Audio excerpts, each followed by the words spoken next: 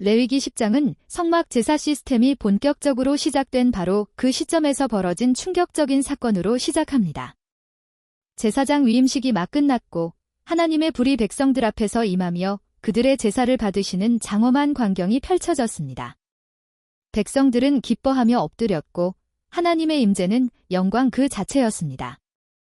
그러나 이 감격의 순간은 곧바로 참혹한 심판으로 전환됩니다. 제사장 임직 후 얼마 정도의 시간이 흐른 것인지는 알 수 없으나 아론의 아들 나답과 아비후가 여호와 앞에 다른 불을 담아 분향하다가 하나님의 불에 의해 즉시 죽임을 당한 것입니다. 성막 안에 있는 분향단에는 제사장이 아침과 저녁에 새로 향을 얹고 불을 붙여서 향을 살라야 합니다.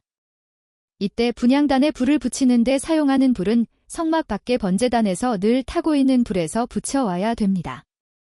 그러니까 번제단의 불은 24시간 늘 불타고 있어야 하고 성막 안에 있는 분향단의 불은 중간에 꺼짐으로 제사장이 아침 저녁마다 새로 불을 붙여서 향이 타면서 연기가 올라오게 하는 것입니다. 그러므로 아침 저녁마다 번제단에서 불을 붙여와서 분향단에 새롭게 향을 얹고 불을 붙이는 건데 이때 불을 나답과 아비후가 번제단에서 붙여오지 않고 자신들의 화롯불이나 다른 데서 불을 붙여와서 향을 사른 것입니다. 이 번제단의 불은 지난 장에서도 말씀드렸지만 제사장 임직식 후 그들이 제사장이 된 후 정식으로 처음 드린 제사의 번제에 하나님께서 불을 내려서 응답하셨는데 그때 이후로 불은 계속 불타고 있는 것입니다. 그러므로 하나님께 번제를 드릴 때나 분향할 때나 항상 하나님께서 최초로 내려주신 불을 사용하게 하신 것이죠. 그들이 이렇게 한 것은 단순한 실수나 예식상의 착오가 아닌 하나님의 거룩하심을 훼손한 큰 범죄라고 볼 수 있는 것입니다. 그들이 잘 모르고 했다 하면 이는 하나님의 말씀을 중대하게 여기지 않고 함부로 대충 제사장의 일을 행하는 것이라서 문제입니다. 말씀을 정확히 알지만 귀찮거나 간편하게 하려는 이유로 혹은 꼭 그렇게까지 해야 하나 하면서 자의적으로 했다 해도 하나님의 말씀대로 순종하지 않는 것은 문제입니다. 그런데 그들이 모르고 했다기보다는 알면서도 그렇게 했다는 것을 증명해주는 구절이 하나님께서 이 사건 후 바로 모세를 통해 나는 나를 가까이 하는 자 중에서 내 거룩함을 나타내겠고 온 백성 앞에서 내 영광을 나타내리라 하고 말씀하신 것입니다. 이 말씀을 살펴보면 정황상 나답과 아비후가 하나님을 영광스럽게 하지 못했을 뿐 아니라 하나님의 거룩함과 영광이 훼손될 만한 짓을 했기 때문에 하나님께서 이런 말씀을 하신 것이라 여겨지는 것입니다. 그들이 법규를 몰라서 그랬다면 하나님의 영광은 훼손되지 않았을 것입니다. 그러나 알면서 대놓고 어긴 것은 하나님과 하나님의 말씀을 무시하거나 가볍게 여긴다는 증거가 되는 것입니다. 그들은 하나님의 명령을 무시하고 자의적이며 경외심 없는 자세로 하나님께 나아간 것입니다. 일반 백성도 아니고 제사장이 그것도 시작부터 하나님의 말씀을 가볍게 여기고 순종하지 않는다면 앞으로 하나님의 말씀이 어떻게 제대로 지켜지겠습니까?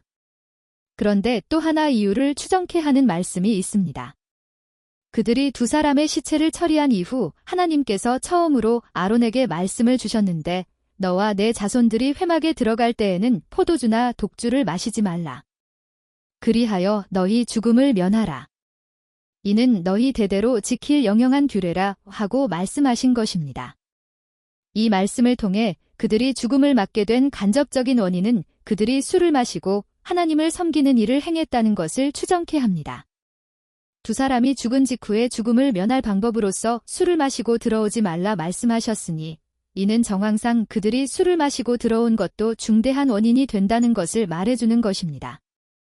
이제 하나님의 법이 주어졌으니 이후로는 제사장들이 하나님을 섬기는 법을 어기지 않았다 해도 술을 마시고 들어오는 행위만으로도 죽을 죄가 되는 것입니다.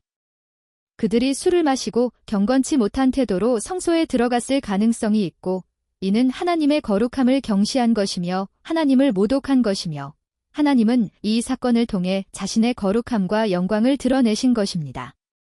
이는 또한 거룩과 속된 것을 분별하고 정한 것과 부정한 것을 구별하게 하시려는 목적이 있다 하십니다. 이 사건은 하나님의 거룩함에 대한 경고와 교훈이 제사장 제도의 시작에서부터 명확히 세워진 것이라 볼 수 있습니다. 하나님은 거룩하신 분이며 그분의 임재 안에 나아오는 자는 반드시 그 거룩함을 존중해야 합니다. 나답과 아비후는 하나님께서 명령한 방식대로가 아닌 자신의 방식을 앞세웠습니다. 이렇게 사람의 방법은 하나님의 명령을 대체할 수 없는 것입니다. 우리는 이 사건을 통해 예배자의 중심 자세가 무엇이어야 하는지를 생각하게 됩니다.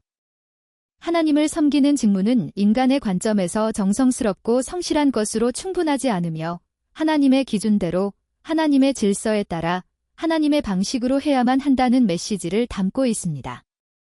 레위기 9장에서는 하나님의 불이 임하여 백성들이 엎드리며 경외심을 가졌었지만 레위기 10장에서는 동일한 하나님의 불이 전혀 다른 결과를 초래합니다. 이는 하나님의 임재가 축복과 영광의 근원이 될 수도 있고 경고와 심판이 될 수도 있다는 양면성을 보여줍니다. 아론은 두 아들이 죽었지만 바로 모세를 통해서 나는 나를 가까이 하는 자 중에서 내 거룩함을 나타내겠고 온 백성 앞에서 내 영광을 나타내리라 하시는 하나님의 말씀을 전해 듣습니다. 그리고 두 아들의 잘못으로 이 일이 벌어졌다는 것, 그들이 하나님의 영광을 멸시했다는 것을 알고 슬픔의 기색이나 탄식을 하지 못합니다. 하나님의 거룩함 앞에 무겁게 순종하는 행동을 보인 것입니다. 아론은 하나님의 어미하심을 생각할 때에 그 앞에서 감히 슬퍼하는 모습을 보일 수 없었습니다. 이 침묵은 하나님의 하시는 일을 위해 순종하는 모습이기도 합니다. 그가 개인적인 감정을 누르고 하나님 앞에서 무게 있는 제사장의 본분을 감당하려 한 것은 잘한 일입니다. 만약 하나님의 징계로 죽임을 당한 두 아들 앞에서 아론이 울며 애통한다면 이는 하나님의 공의와 거룩함보다는 인간의 감정과 부자관계를 더 생각하는 모습이고 백성들 앞에서 마치 하나님의 심판이 너무 잔인하다거나 불공정한 것이라 보일 수 있게 하는 것입니다. 그것은 결국 하나님의 뜻을 흐리게 하고 공동체 전체에게 하나님을 향한 두려움과 경외심을 왜곡시키는 결과를 초래할 수 있는 것입니다. 모세는 아론의 친척인 미사엘과 엘사반을 불러 하나님의 심판으로 죽은 나답과 아비후의 시신을 성소 앞에서 진영 밖으로 옮기게 합니다.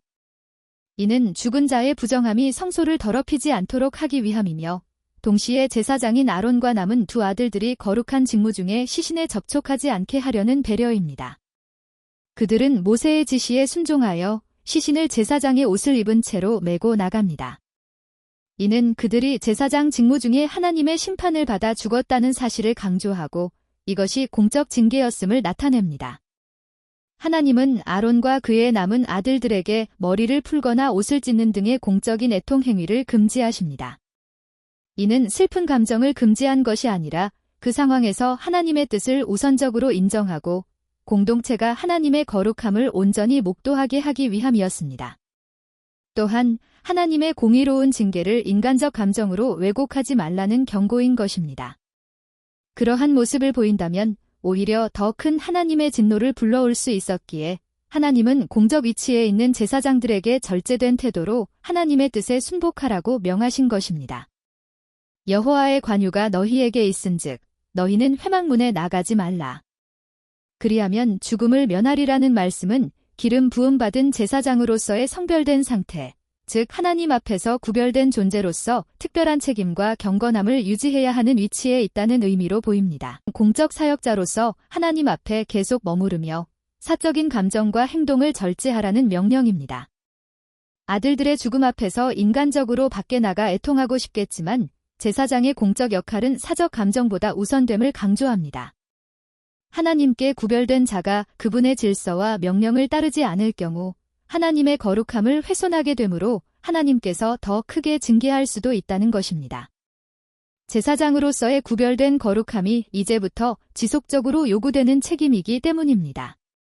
기름 부음 받았으니 너희는 지금부터 계속 하나님 앞에 성별된 자로 살아야 한다는 의미죠. 이는 곧 제사장은 그 어떤 상황에서도 하나님의 질서와 거룩함을 무너뜨려서는 안 된다는 아주 강한 상징적 메시지이기도 합니다. 이후에 하나님은 모세를 통해 새로운 규례들을 말씀하십니다. 제사장에게 술을 금하고 제사의 규례를 세부적으로 다시 명령하십니다.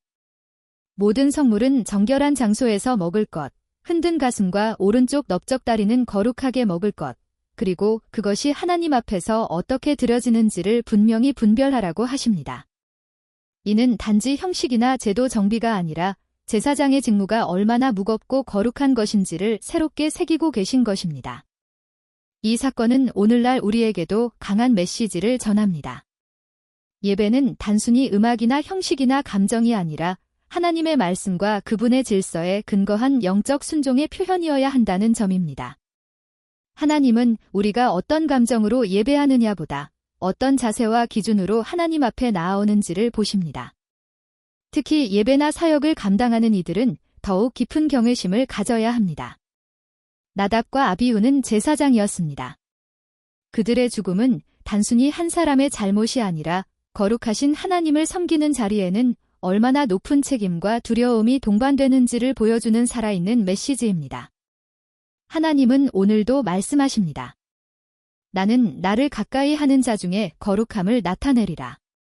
이 말씀은 과거 이스라엘에만 해당되는 것이 아니라 오늘날 예수 그리스도를 통해 하나님께 나아가는 우리들도 새겨들어야 하는 말씀입니다. 우리는 각자의 삶의 자리에서 하나님을 경외하는 마음으로 그분의 말씀에 순종하는 자세로 하나님 앞에 나아가야 합니다. 나답과 아비후의 죽음을 통해 하나님께서 그의 백성에게 무엇을 요구하시는지를 명확히 보여주셨습니다. 우리가 이 말씀 앞에 서서 스스로를 돌아볼 때 하나님의 거룩하심을 본받고 그분의 말씀 안에서 거룩함을 이루기 위한 성화의 길로 나아가야 할 것입니다. 시청해 주셔서 감사합니다.